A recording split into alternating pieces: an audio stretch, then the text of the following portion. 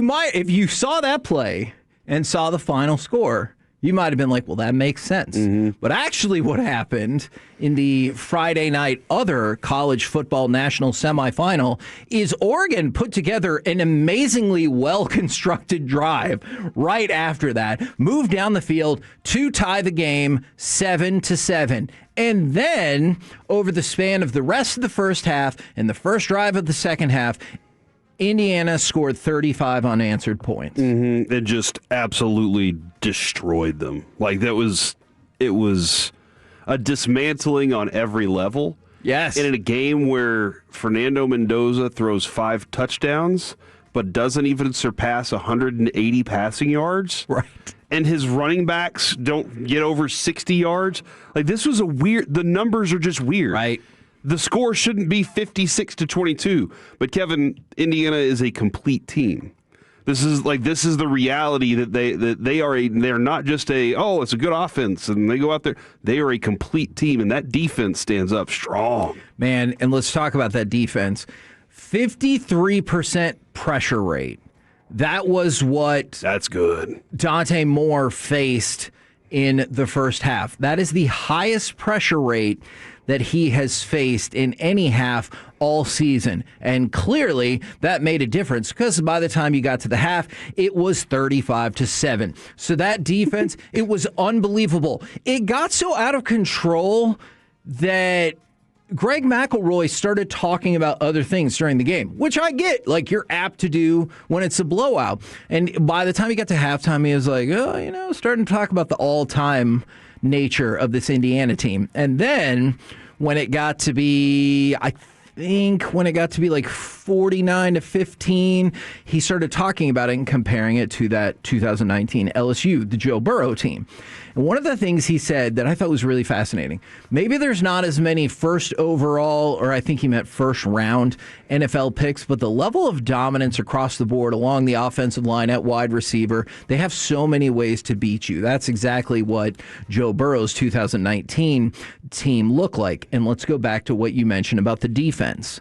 After they gave up that touchdown drive on Oregon's second possession, after already scoring a pick six, the next 5 drives for Oregon, they had 36 yards, and they turned the ball over twice and got sacked 3 times. And by that point, the game was over.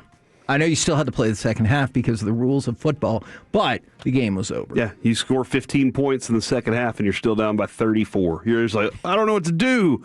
Elijah Surratt is a fun receiver to watch. Like that dude, and by the way, and Charlie Becker is terrifying as well. But like he's got efficient groups. I'm kind of curious when it comes to Mendoza and the completion percentage and the way that those guys, like Mike used to say this as a joke all the time when it came to interceptions. He throws a catchable ball. Yes. Fernando Mendoza must throw the most catchable ball because of how high that percentage is. Their catch percentage is insane. But the other thing that they somebody made the comparison, and I don't know that I see it. They compared Fernando Mendoza to Mac Jones. And I remember watching a lot of Mac Jones and feeling like the dude, like he benefited a lot from a very good Alabama team. And I feel like Fernando Mendoza looks like the guy that's like, he's kind of the one running that thing. And I don't know if you agree. I don't agree with the Mac Jones thing, but I think it was kind of like look, they traded up. You know, the Niners wanted the Patriots wanted Mac Jones. The Niners wanted to trade up to get him. What are they going to do for Mendoza? And I was like, okay. So just watching him play is a lot of fun, though. See, and I would be inclined to kind of differ with that comparison a little bit as well. But I want to talk a little bit more about him and then the general nature of the NCAA right now. So the wild thing is these 2 college football playoff games for Indiana, he has Mendoza 5 incompletions total and 8 touchdowns. Alec, that means he has more touchdowns than he has incompletions. So on good? Any particular Fernando Mendoza play, what's more likely? He scores a touchdown or throws an incompletion? The answer is he scores a touchdown. Mm-hmm. And no interceptions, by the way. Now, granted, he was it 16 and 20 passes that he's thrown? Because the game was over. He's 31 of 36. We were like, oh, that's a hell of a game. And you're like, no, that's 2 games. Yeah. And 8 touchdowns. Unbelievable. They have outscored Alabama and Oregon 94-25. All right. Alabama's not the Alabama anymore. But they're something. They're still Alabama. Yeah.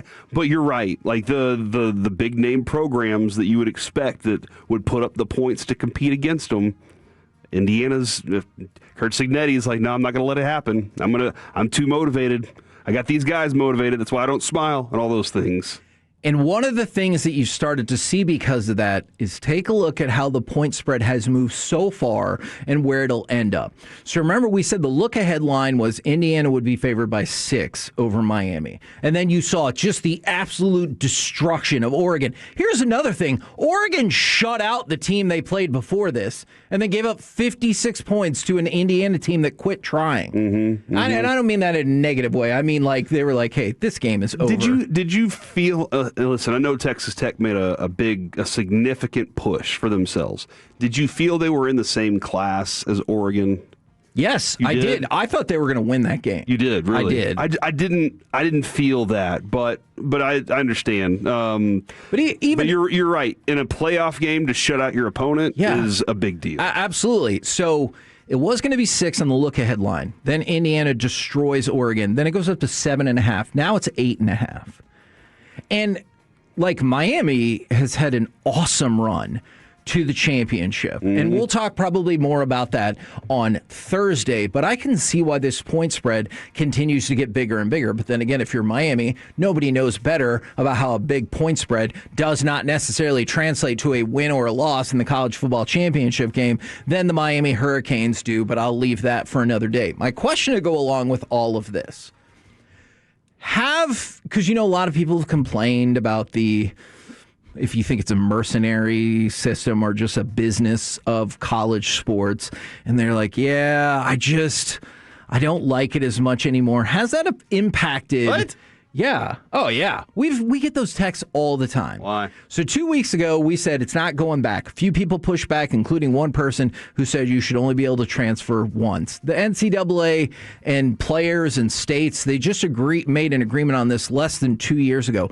It's not going back. But is it impacting anyone's enjoyment of this playoff? If anything, for me, it's added more intrigue. I'll be honest, Kevin. I like that. I've kind of gotten a lot of people got tired of Golden State being in the championship all the time. I've kind of gotten tired of the same schools kind of just being at the top and sitting there because of whatever their program was able to accomplish.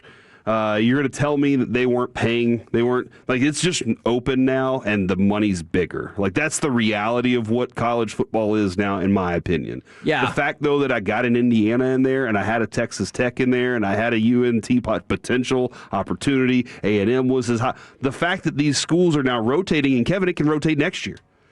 Sure. Now the transfer portal, I don't love. Because I would like to see a kid go in, take a college over, be the quarterback there for 3 years, 4 years would be awesome. See something like a legacy built like that. It felt like we saw it for a while, but I know that changed. But I would love to be able to see that. Transfer portal gets confusing. I get so confused that I don't care. Okay. But when it comes to playoff time, the fact that I have new names and new faces in there, I love. All right, so you'll understand this complaint then. On Saturday, actually it was Sunday, 2 days, less than 48 hours after both of the college football playoff semifinal games had been completed. Of the 9 top stories on ESPN's college football page, 7 of them were about players returning to their current school, entering the transfer portal, or going on potential visits. 7 of the 9, and this was like within a day and a half of the college football playoff semifinals. This morning when I woke up, Twitter, my whole timeline was full of portal transfers, and I'm like, I'm not tracking those. I'm sorry. Okay. That's not what I'm going to do. Now, that being said, I think that every single one of these kids should have the freedom to do that. Okay. I'm not saying they shouldn't. I'm just saying I'm not going to track it. And I'm also going to be kind of confused whenever I see a quarterback that I thought was still at the other school. Now he's at another school across the country. I'll be like, when the hell did this happen? And somebody's going to be like, hey, did you not track the portal? I'll be like, no, that's not something I'm into. I'm not tracking the portal all the time. There's some names I'll keep up with. But yeah, that's where I am with the way the portal works. It doesn't bother me that much because they should be able to. Coaches can leave whenever the hell they want to. Yes. You know, like there's all sorts of things that go on back and forth there. So I'm in on that. But it just... I think that the fact that you have new programs, a program like Indiana, which we discussed at length, had no success, none. Second most losses in the history of NCAA football. Yeah, this is like their fourth ever playoff game or something like that. This is their fifth ever bowl game. God. They might, and how many of them bowl this year? wins? Excuse me. Yeah, they might end the season with 6 bowl wins all time, 3 of them in this and 3 in the history of their school before that. That is crazy. All right, so would it change your opinion then if system's exactly the same? Everything else about it's the same. But the semifinals were Alabama, Ohio State, Notre Dame, and Georgia. Like, would that change your opinion if it was? I would just be like, okay. Okay. You know, I've seen this show. Yeah, I wanted something new, but I've seen this show before. Kurt Cignetti's great. Like that, like his personality to go along with it. It's nice to be able to see that coach involved in this too. Yeah, look, and that's one of the things we mentioned this maybe last week. I want to bring it up again. Cody Campbell, the billionaire oil person that is a booster for Texas Tech, said, look, I'm a threat to the status quo. And that's one of the reasons that you saw Texas Tech pop in softball and now really looking strong in football as well, is because some of these new rules and some of these boosters. And he's like, I'm a threat to the status quo. And I saw somebody texting in about how Alabama's hands are tied because of state rules and state laws when it comes to some of these booster payments. And that's the thing that fascinates me. It feels... Oh, now their hands are tied. Well, yeah. And it feels a little bit like Major League Baseball or maybe pre-salary cap in other sports when there were like these vague restrictions, because college football and the government have been like, oh, yeah, no, we got these restrictions in place. Really? What are they? Well, it's complicated. If you have to tell me your restrictions are it's complicated, then you don't have real restrictions. And that's one of the things I wonder if in a few years people will get more frustrated about this. And then let's say that is the case. What are you going to do about it? Roll this back? That feels tough. Corey, let's remember, coaches aren't kids and kids aren't coaches. There's a difference in what they should be allowed to do. Explain that a little more to me.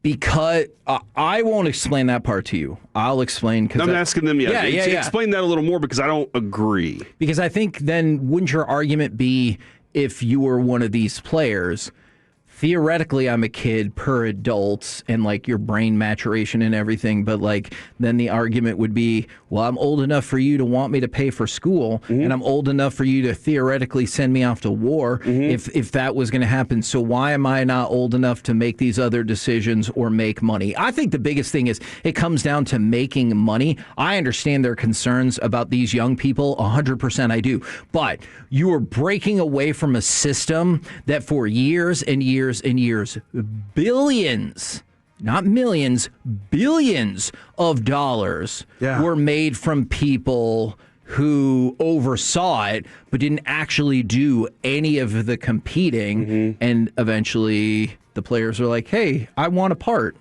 Maybe a lot. Yeah, I wonder also, like, I'd love to see a number on how many players were given scholarships or they were there, got hurt, never went to the NFL. Never got their big payday while the college programs continued to rake in the money. And can I give you an example? For their endowment, of course. Exactly. Like Harvard. Man, I was shocked to learn how much that was. So The Athletic says that Arch Manning made the most NIL money last year at $6.8 million. Do you know how many college football coaches made more than $6.8 million last season? None. 35. Oh, okay. 35. So he made So he would have been the 36th highest paid coach. So my point, which is why Nick Saban left. Yeah, He's yeah. like, I don't want to be talking to kids holding this over them whenever they know they make as much or more than I do. I totally get that. And maybe people loved it because this was the last bastion where the coach really had control because he's like, I can cut your ass. And eventually you're going to have players that are making more than their coaches are, like in every other sport. That being said, I mean, and I'm using this, I feel like I heard this weekend. Cignetti has a program that he's built that he could take to the NFL. It's built, it's in the NIL era. It's with the, like, all these things. It's, hey, you come here, you're paid well, you're expected to do these certain things. Yeah. Which you can, well, that's the same thing. You don't hold something over them other than playing time, I guess. Yeah. And from the 6A2, even coaches can't and don't leave every single year. 100% they could leave every single year if they chose, because that's why the buyouts are in place. That's what keeps many coaches from leaving, is because of the buyouts. And when did buyouts start? Because I feel like that wasn't always the case. Or maybe the buyouts just weren't as gigantic as they are now. I think it's that one. Yeah. I think it's probably that one. But the other thing is, I'm advocating more for the players while also acknowledging I wish there were more restrictions that were clear and in place. But it feels like the government and college sports weren't ready for this at all, which is shocking because you're not part of that and neither am I. And we both saw this coming. Yeah, we absolutely did. Wild West, baby. Yeah, 3 years ago, we said, you know what you should get involved in when it comes to studying law? NIL programs. Because you'll be fine.